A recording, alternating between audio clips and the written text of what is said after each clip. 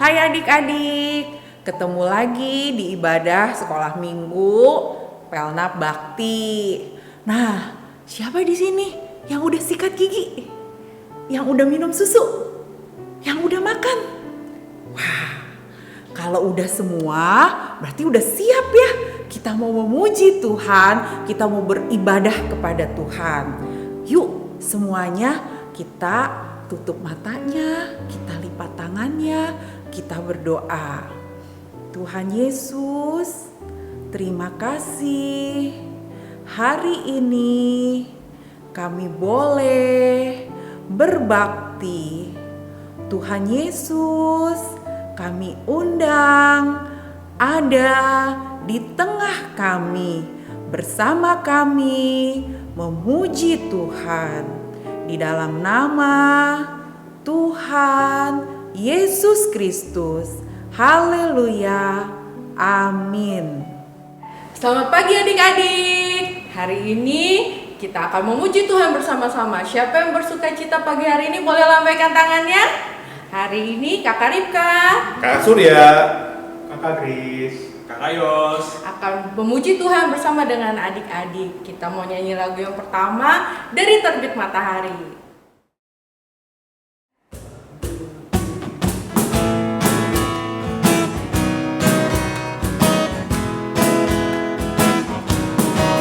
Dari terbit matahari sampai pada masuknya, biarlah nama Tuhan dipuji. Dari terbit matahari sampai pada masuknya, biarlah nama Tuhan dipuji. Sama-sama puji Tuhan. Puji Tuhan, puji Tuhan. Dari terbit matahari sampai pada masuknya, biarlah nama Tuhan dipuji. Puji Tuhan, puji Tuhan. Dari terbit matahari sampai pada masuknya, biarlah nama Tuhan dipuji. Biarlah nama Tuhan dipuji. Biarlah nama Tuhan dipuji. Ada sukacita adik-adik? Ada. Kita mau nyanyikan lagu Ku Kalahkan Musuh. Siapa musuh kita adik-adik? Yuk kita nyanyi. Ku kalahkan musuh dan melompat tembok. Haleluya, haleluya. Ku kalahkan musuh dan melompat tembok. Haleluya, haleluya. Janji Allah kemenangan, ya batu keselamatan. Ku kalahkan musuh dan melompat tembok. Haleluya, haleluya. Ku kalahkan musuh dan melompat tembok. Haleluya, haleluya.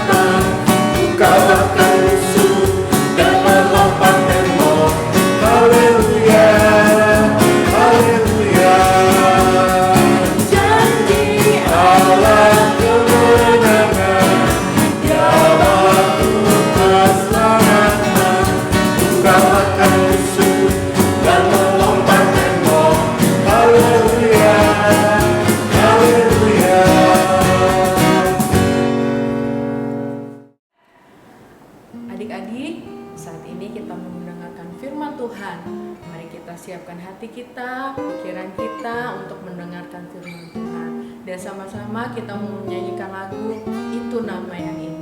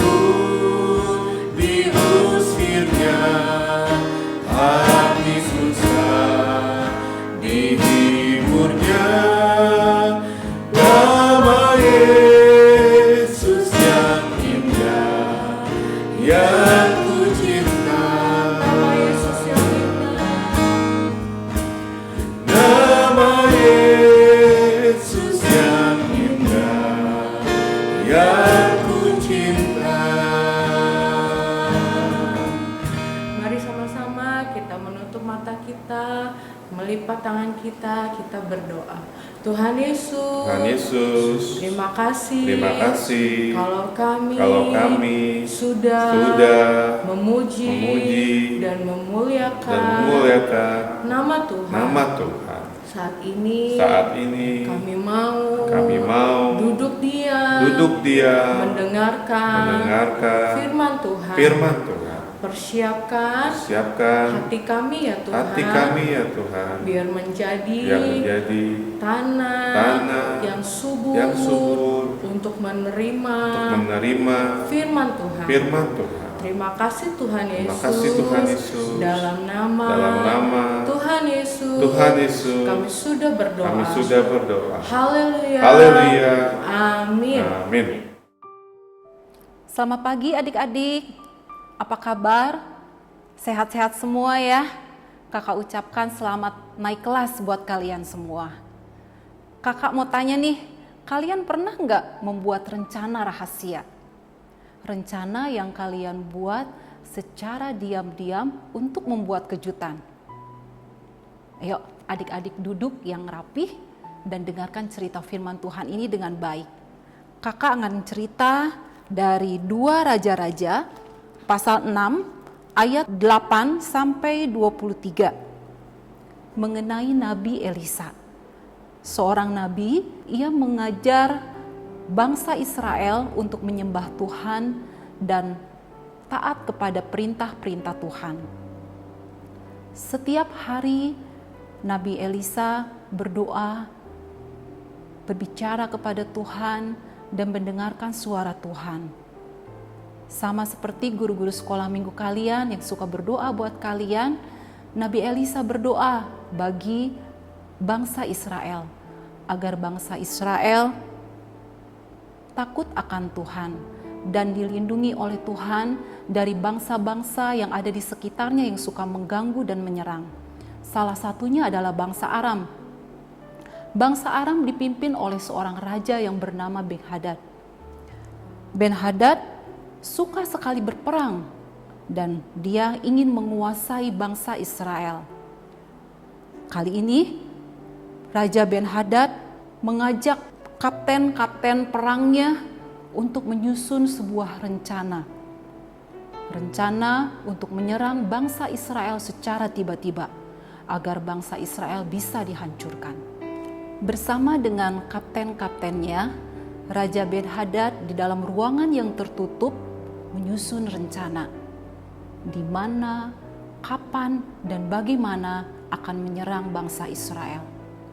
Selain itu, Raja Ben-Hadad juga melatih tentara-tentaranya supaya lebih kuat dan lebih terampil dan juga dilengkapi dengan senjata-senjata yang hebat. Pada saat yang sama, setelah Raja Aram itu menyusun rencana, Nabi Elisa berada di rumahnya, yaitu di kota Dotan. Ia memanggil pelayannya dan berkata, "Pergilah kamu menemui Raja Israel dan beritahukanlah agar ia berhati-hati karena bangsa Aram akan menyerang dengan tiba-tiba. Dia akan melewati tempat ini, kapan waktunya secara detail." Nabi Elisa memberitahukan pesan ini kepada pelayannya. Dengan segera pelayan itu berlari menuju istana Israel di kota Samaria, dan dia menyampaikan semua pesan itu kepada Raja Israel, Raja Yoram. Adik-adik, ya, Raja Yoram mendengarkan apa yang dikatakan oleh Nabi Elisa karena dia tahu bahwa Nabi Elisa adalah Nabi Tuhan yang benar. Sehingga pada waktunya ketika pasukan Aram itu bersembunyi di antara semak-semak dan pohon, mereka menunggu dan menunggu, tetapi pasukan Israel tidak pernah lewat di situ. Akhirnya mereka pulang dan memberitahukan kepada Raja Ben-Hadad bahwa mereka telah gagal. Raja Ben-Hadad merasa bingung kenapa hal ini bisa gagal, padahal mereka sudah membuat susunan semua rencananya itu dengan begitu rahasia dan sempurna. Dan ini langsung berkali-kali terjadi, adik-adik. Sehingga Raja Ben-Hadad menjadi marah. Dia mengatakan, memanggil semua kapten-kapten perangnya yang dia ajak untuk menyusun rencana, ini pasti ada yang membocorkan rahasia ini kepada yang lain. Ayo, ngaku, siapa ini? Tetapi semua bilang tidak, kami tidak ada yang membocorkan rahasia ini. Tetapi salah seorang pegawainya Raja Aram mengatakan kepada Raja Aram itu, "Tuanku Raja, ada seorang nabi di Israel yang bernama Nabi Elisa.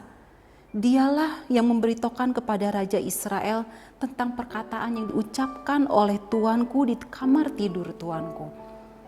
Dia bisa mengetahui karena dia mendengar suara Tuhan."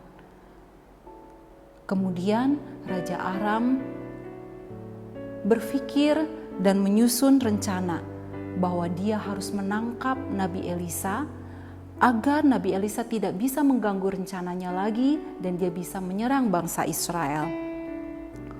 Lalu dia menyuruh seorang mata-mata untuk mencari di mana tempat tinggalnya Nabi Elisa ini. Setelah diketahui di mana dia tinggal, sebenarnya tidak perlu Raja Aram ini untuk memberi pasukan karena Nabi Elisa hanya tinggal berdua bersama dengan pelayannya. Tetapi tetap Raja Aram menyusun pasukannya untuk pergi dan mengepung kota Dotan di mana Nabi Elisa dan pelayannya itu tinggal. Pagi-pagi sekali ketika pelayan Nabi Elisa bangun, dia membuka jendela rumah, dia melihat keluar. Dia kucek-kucek matanya, dia lihat, dia bingung. Kenapa di sekeliling itu banyak sekali pasukan-pasukan perang? Dia lihat lagi, dia amati, ini pasti pasukan Aram. Tapi ada apa? Apakah tuanku Nabi Elisa tidak tahu akan hal ini? Karena itu pelayan ini segera mencari Nabi Elisa. Tuanku, celaka tuanku. Pasukan Aram mengepung kita semua. Kita tidak bisa lari, kita pasti celaka. Tapi Nabi Elisa berkata, "Jangan takut, karena yang menyertai kita lebih banyak." pelayan Nabi Elisa ini heran. Dia tidak mengerti apa yang dikatakan oleh Nabi Elisa. Lalu Nabi Elisa berdoa dan berkata kepada Tuhan, "Ya Tuhan, bukakanlah mata dia agar dia dapat melihat." Setelah berdoa, Nabi Elisa berkata, "Sekarang coba kamu lihat lagi keluar di jendela." Setelah pelayan itu keluar dan melihat, pasukan Aram masih ada di sana. Tetapi ada yang berbeda. Di langit dia melihat ada pasukan kereta berapi yang sangat banyak, yang siap untuk melindungi Nabi Elisa dan pelayannya ini. Wah, dia akhirnya sekarang menjadi semangat. Dan Nabi Elisa kemudian turun keluar dengan tenang menemui pasukan Aram ini. Ketika sampai mendekati pasukan Aram, Nabi Elisa berdoa, "Ya Tuhan, butakanlah mata semua pasukan ini." Tiba-tiba ajaib adik-adik. Mata semua pasukan itu menjadi buta. Dia tidak bisa melihat. Sehingga terjadi kekacauan di dalam pasukan itu. Mereka kebingungan, ada yang saling tabrak-tabrakan, dan mereka semuanya panik. Kemudian Nabi Elisa menghampiri dan berkata, "Kalian salah jalan. Ayo, aku akan mengantar kalian ke tempat orang yang kalian cari." Pasukan ini tidak tahu mereka bicara dengan siapa. Ya, mereka mengikuti saja. Nabi Elisa memimpin mereka sambil bergandengan jalan dan menuju ke kota Samaria, ibu kota bangsa Israel. Sesampai di sana, Yoram, raja bangsa Israel, sangat gembira. Dia senang. Wah, semua pasukan musuhnya tidak berdaya. Dan dia berkata, "Wah, Nabi Elisa, berarti apakah saya boleh membunuh atau menahan semua pasukan ini?" Tapi Nabi Elisa berkata, "Jangan, ya, kamu harus kasih dia makan." Ya, tapi sebelum itu Nabi Elisa berdoa dulu supaya semua pasukan itu dicelikan lagi matanya oleh Tuhan. Setelah pasukan itu dicelikan matanya, mereka kebingungan karena mereka sekarang berada di kota Samaria dan mereka dikelilingi oleh pasukan bangsa Israel yang siap dengan tombak dan panah. Wah, mereka juga ketakutan. Tetapi mereka juga bingung karena bagaimana perlakuan dari raja bangsa Israel, Raja Yoram. Raja Yoram malah menjamu mereka dengan makanan. Setelah mereka makan, mendapat tenaga, dipulihkan dan segar, mereka kemudian diperbolehkan pulang kembali ke kotanya, kepada bangsanya, menemui Raja Ben-Hadad. Pasukan bangsa Aram, mereka belajar, mereka menjadi tahu bahwa Allah bangsa Israel itulah Allah yang luar biasa. Dia bisa membutakan mata mereka, bisa mencelikan mereka dengan tiba-tiba. Dan Allah bangsa Israel itu ternyata Allah yang penuh dengan belas kasihan. Di saat mereka tidak berdaya, mereka tidak dihukum, tidak dibunuh, tapi mereka malah dibebaskan. Nah, begitu juga dengan pelayannya Nabi Elisa. Pelayan ini juga menjadi tahu bahwa setiap saat ada pasukan Allah yang selalu dapat melindungi mereka, sehingga tidak ada satupun yang bisa membuat dia takut.